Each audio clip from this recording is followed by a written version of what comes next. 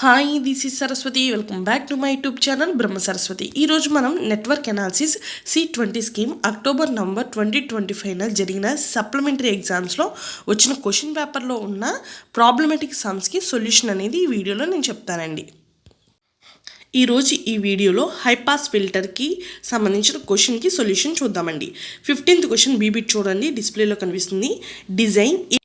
Design a high pass filter having a cutoff frequency of 1 kHz with a load resistance of 600 ohm. ఈ question అనేది మనకి October November 2025లోనే కాకుండా June July 2022లో కూడా వచ్చిందండి.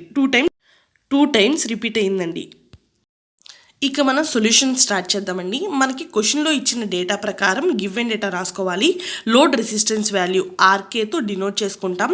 RK equal to √L/C formula equal to 600 ohm.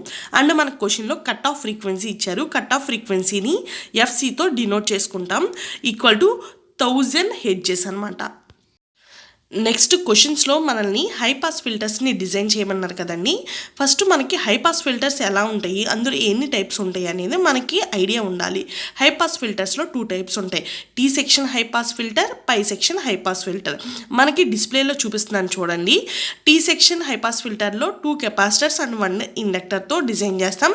అదే pi section high pass ఫిల్టర్ని 1 capacitor 2 ఇండక్టర్స్తో మనం డిజైన్ చేస్తాం.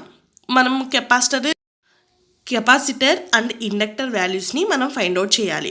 మీరు అబ్జర్వ్ చేసినట్టయితే క్లియర్గా డయాగ్రామ్స్ని కెపాసిటర్స్ని టీ సెక్షన్లో 2Cగా మనం డినోట్ చేసుకున్నాం. అంటే వచ్చిన కెపాసిటర్ వాల్యూని 2తో మల్టిప్లై చేసి అక్కడ వేయాలి. అలాగే పై సెక్షన్ హైపాస్ ఫిల్టర్లో ఇండక్టర్ వాల్యూని 2తో మల్టిప్లై చేసి వేయాలి. 2L అంటే మనం ఇండక్టర్ వాల్యూని డిజైన్ చేయడానికి అంటే క్యాలిక్యులేట్ చేయాలంటే inductor value L equal to RK/4πfc. మనకి RK ఈక్వల్ టు 600 ఓమ్ అని తెలుసు, అలాగే FC ఈక్వల్ టు 1000 హెచ్ఎస్ అని తెలుసు. ఈ రెండు వాల్యూస్ని మనం ఫార్ములాలో సబ్స్టిట్యూట్ చేస్తే L equal to 47.74 milli henries వస్తుందండి. మనం కెపాసిటర్ వాల్యూ ఫైండ్ అవుట్ చేయాలంటే C equal to 1/4πRKFC. So మనకు RKFC వాల్యూస్ తెలుసు కాబట్టి ఫార్ములాలో సబ్స్టిట్యూట్ చేస్తే capacitor value C equal to 0.133 microfarads వస్తుంది. మనం కెపాసిటర్ అండ్ ఇండక్టర్ వాల్యూస్ని ఫైండ్ అవుట్ చేసాం కదండి. ఆ వాల్యూస్ని తీసుకొచ్చి మనం ముందుగా డిజైన్ చేసుకున్న హైపాస్ ఫిల్టర్ డయాగ్రామ్స్లో సబ్స్టిట్యూట్ చేయాలి. అక్కడ 2C ఈక్వల్ టు 0.266 మైక్రోఫారెడ్స్ అని రాశాను కదండి. కెపాసిటర్ వాల్యూ మనకి 0.133 మైక్రోఫారెడ్స్.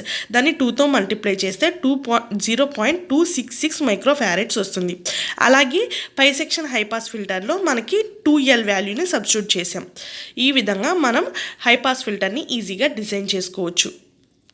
ఈ వీడియో కనుక మీకు నచ్చినట్లయితే లైక్, షేర్ అండ్ సబ్స్క్రైబ్ చేసుకోండి. మరిన్ని వీడియోస్ కోసం మా ఛానల్ని సబ్స్క్రైబ్ చేసుకోండి.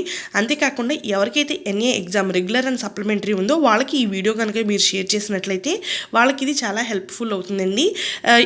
8 మార్క్స్ ఎస్ఏ క్వశ్చన్కి అవుట్ 8 మార్క్స్కి 8 మార్క్స్ వాళ్ళు గెయిన్ చేయొచ్చు.